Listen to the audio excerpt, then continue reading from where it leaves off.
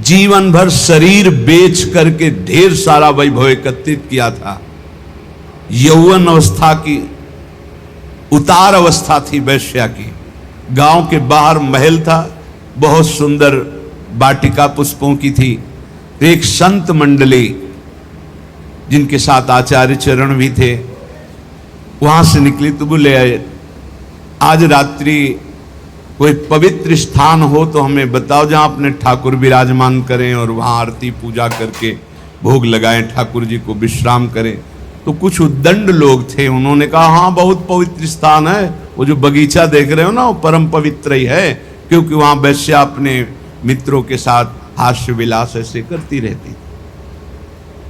संत सरल चित्त, कहीं कोई संशय नहीं, विश्वास, गए वहां,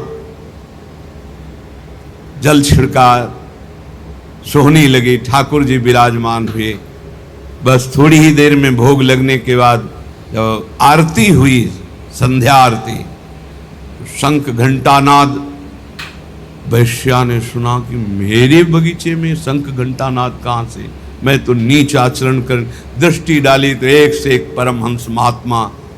ओहो, मुझ अभागिनी के भाग्य खुल गए, ये भगवत प्रेमी महात्मा कहां से आ गए।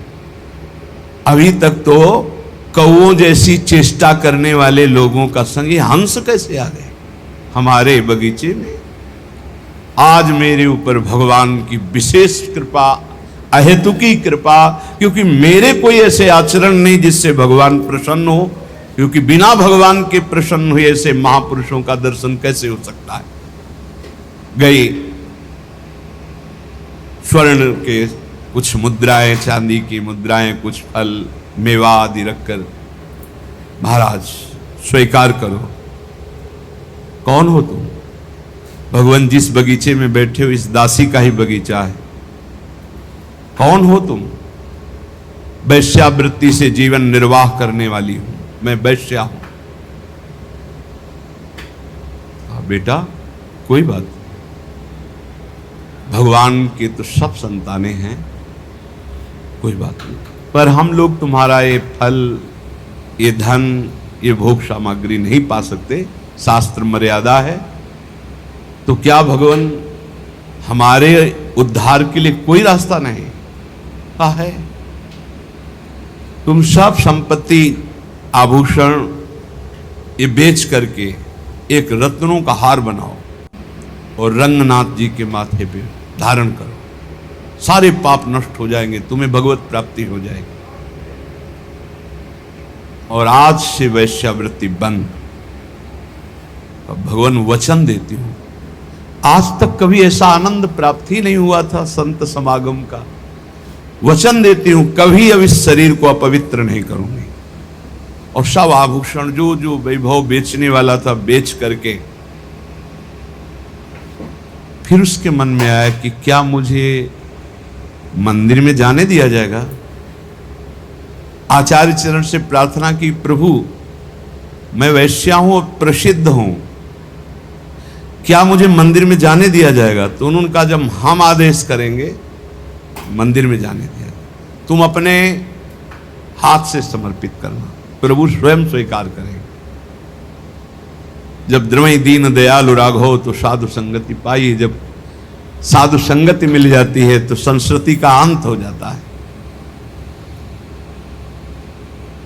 सबको आश्चर्यचकित था, इतनी नीच आचरण करने वाली अपने हाथ से कैसे भगवान के मस्तक पर आचार्य चरण ने कहा, जब तैयार हो गया मुकुट, चलो। जीव ही आगे चलना हुआ, रुक गई। भगवान मेरा पाप, मेरा पिंड नहीं छोड़ रहे। क्या हुआ? मैं रजस्वला हो गई। अब कैसे? कर तुम मकर तुम मन था कर तुम सर्व समर्थ आचार्य, इष्ट से भी ज्यादा। तो सब लोगों ने सुन लिया था, रजस्वला स्त्री का भगवद श्री विग्रह स्पर्श करना निषेध है, क्योंकि वह पवित्र। कहा चलो चलो जाओ। सबने रोका, प्रभु आप आचार्य हैं, आप कैसा, अगर रंगनाथ जी स्वीकार कर रहे हैं तो तुम्हें किसी को रोकने की जरूरत नहीं, और रंगनाथ जी स्वीकार करें इसका प्रमाण होगा कि सर झुका देंगे। बेटा तू जा, मस्तक पर मुकुट रंगनाथ जी का श्री विग्रह का है। कर तो मकर तो मन था, कर तुम सर्व समर्थ आचार्य, गुरुदेव इष्ट देव, उसको परम पद की प्राप्ति। एक एक सेवा, एक एक वृत्ति भगवत प्राप्ति कराने में समर्थ है यदि आप विश्वास कर लें। दूसरा, कृष्णदास जी अधिकारी पद पर थे, श्रीनाथ जी की समस्त सेवा विधान के अधिकारी थे श्रीनाथ जी, और वो अपने लाडले ठाकुर के लिए स्वयं जाते थे आगरा सेवकों के साथ विविध प्रकार की सेवा सामग्री खरीदने। श्रीनाथ जी अन्योर के पास गिरिराज जी में जहां प्रकट हुई वहीं विराजमान थे उस समय। आप इस बात पर बहुत ध्यान देना, भगवत प्राप्ति की बात कह रहा हूं। वहां गए तो सैकड़ों लोग घेरे हुए थे, तो सोचा क्या हो रहा है देखें। तो एक वैश्यावृत्ति से अपना जीवन निर्वाह करने वाली नवीन वैश्या नृत्य करके लोगों से अर्थ ले रही थी। नाचना गाना रिझाना, कोई 10 कोई 5 कोई 1 ऐसे। कृष्णदास जी वयोवृद्ध थे, महापुरुष, भगवत सखा है, नित्य सखा है, बहुत उच्च कोटि के महापुरुष, कोई साधारण नहीं। वैश्या को देखा, उसकी हाव भाव चातुरी, उसका बोलना, उसका चितवन निकाला ठाकुर जी के सेवा वाले से 10 रुपये। वैश्या ने देखा कि संत हैं पर बड़े रिझवार संत हैं, 10 रुपया फिर निकाला। वैश्या की तो दृष्टि उन्हीं पे जम गई। 2-3 बार नजदीक आए, उनका 1000 मुद्राएं देंगे। मालिक आदेश करो, कहाँ है? बोले पूरे परिकर सहित जहां हमारा विश्राम स्थल वहां, अब तुम केवल हमें दिखाओ। 1000 मुद्राएं, पूरे परिकर सहित गान बजा नृत्य। उनके परिकर से कहा कि 1000 मुद्राएं सब आपस में बांट लो, और वैश्या से कहा मेरे बादशाह के सामने तुम्हें नाचना है, तुम जितनी संपत्ति कहोगे उतनी दे, केवल नाचना है। हमारा तो जीवन कृतार्थ हो गया। आप कौन हो? काम बोले कुछ परिचय नहीं, बस मेरे साथ चलना है। और तुम्हारे परिकर का कोई नहीं चलेगा, इनको जितना कहो हम अर्थ दे दें, जिनसे इनका जीवन निर्वाह होगा, और तुम हमारे साथ चलो। ऐसा ही वो अधिकारी थे, खूब वैभव था। अब तो पूरे गिरिराज जी में, ब्रज में फैल गया कि बुढ़ापा बुद्धि बदल रही है। भाई देखो माया का प्रताप। कृष्णदास जी अधिकारी एक नवीन अवस्था की वैश्या आगरा से लाए हैं भाई, लेकिन संतों का उद्देश्य जो होता है वो कोई बिरला ही जान पाता है। अपनी कुटिया के बगल में एक झोपड़ी बनाए, विराज में, और ब्रज के समस्त महान कुंडों का स्नान करवाया। फिर सुंदर पद पूर्ण रूप से अपनी रस रीति से गाना सिखाया उसे, ऐसे गायन किया है, और अपनी रस रीति के वाद्य। एक दिन कहा चलो आज अपने बादशाह के सामने हम पेश करते हैं, तुमको वैसे ही पेश होना है जैसे बादशाह के सामने पेश हुआ जाता है। अगर मेरे साहब रीझ गए तो जन्म जन्म की बिगड़ी तेरी बन जाएगी। अभी तक नहीं बताया था किसके पास ले जा रहे। बोले चल और देख, ये मत समझना कि मेरे बादशाह मूर्ति है, साक्षात विराजमान है। उसने कहा मुझे तो पैसे से मतलब है, वो अब मनमानी पैसा देंगे, बस तू रिझा दे। और श्रीनाथ जी के पास जाके कहा प्रभु जब जब आगरा गए हैं तो आपकी पसंद की चीज लाए हैं, आज एक पसंद की वस्तु हम लाए और आपको भेंट कर रहे हैं, स्वीकार करो। वो श्रीनाथ जी को नमन करके जीव ही नृत्य शुरू किया और पूरा पद गाया। पद गा के जे ही ऐसे किया, ऐसे देखा, कूट मनमथ मन मथा, करोड़ करोड़ काम को मूर्छित कर देने वाले अधरों पर बंशी, विशाल नेत्र, बंक कटाक्ष एक मुस्कान में मर गए, प्राण निकल गए, उसी क्षण निकल गए, परम पद को प्राप्त। क्या है भगवत प्राप्ति? क्या किया इसने अभी तक? वैश्या संसार के भोगों में लिप्त एक महात्मा की बात मान ली तो भगवत प्राप्ति हो गई। जिस क्षण जीव आचार्य शरण में हुआ, उसी क्षण से आचार्य ने पकड़ लिया उसे। आचार्य प्रकट ही हुए हैं करुणा करने के लिए। सब प्रकार के दुख दोषों का अपहरण करके अपना महान सुख प्रदान कर देते हैं आचार्य चरण।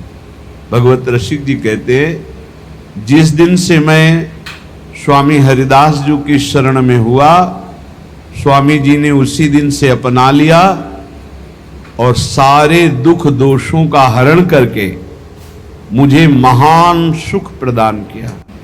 महान सुख जो दुख और सुख दोनों से परे है, अनुकूलता और प्रतिकूलता दोनों से परे है, समत्व, प्रेम, नित्य विहार रस, ये महासुख है।